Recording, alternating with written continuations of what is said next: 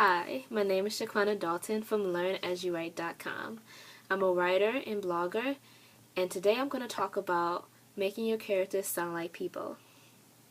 Now, one thing that people forget when they're writing their characters is that it kind of changes a little bit whenever your characters talk to different type of people.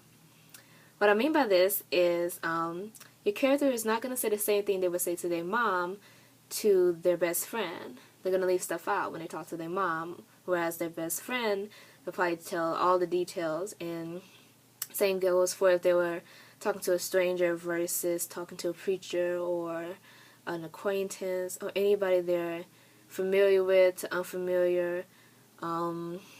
It's just human nature to hold back some of the things we want to say around people we're not as comfortable with sharing it anyway wise. So to put this in your dialogue when you're writing it for a character, you want to really put yourself in their shoes. So you can ask yourself, okay, my character's talking to their mom about a party. What would I say to my mom if I went to a party? Okay, I would not say that I got totally wasted under the kitchen table or something like that. I would say I had fun and leave it at that and hope she doesn't ask more questions. So that's something that your character should really take part in. Like, that dialogue between her and the mom should be short and sweet as opposed to her talking to her best friend, which should probably be more detailed and animated and more fun. So basically, whenever your character is talking to a different person, think, okay, would this character say this to this person if they didn't have to? Like, would they really say that? Would I say this to this stranger? Would I say this to my friend? Would I say this to my mom or dad or preacher or pastor? You have to feel like, okay, if it would have really happened, because your character can hold back just like a person can hold back. Like, their personality is not changing, it's just that they probably won't say it.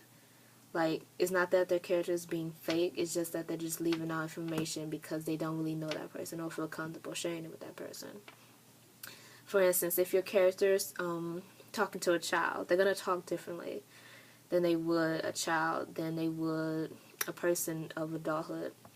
You know, they're going to talk slower and more clear and probably have to repeat themselves a couple of times because you're talking to a child versus talking to a grown woman or a man.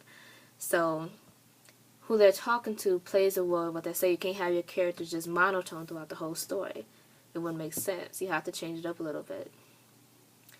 Now, depending on who you're talking to, you can change it up by saying, okay, I'm going to do this, or I'm not going to do this. I'm talking to this character. Just because you leave information out doesn't mean that the readers are going to miss out on anything. They understand, okay, oh, you're talking to a preacher, oh, don't say that you slept with this girl. It's not going to work. So you basically want to make sure that who your character is talking to matches their dialogue. Because the more it matches, the better it makes it seem like they're talking to people, like talking as people. And that's how you're going to make your characters sound like people, by having them change their dialogue, their tone, and what they say, different from person to person. And that's all I have for you today on the subject. I should be posting more videos on this matter. Until then, you can find me at LearnAsYouWrite.com. I'm also available on Twitter at LearnAsYouWrite. And you can find me on Facebook as LearnAsYouWrite. Thanks again for watching.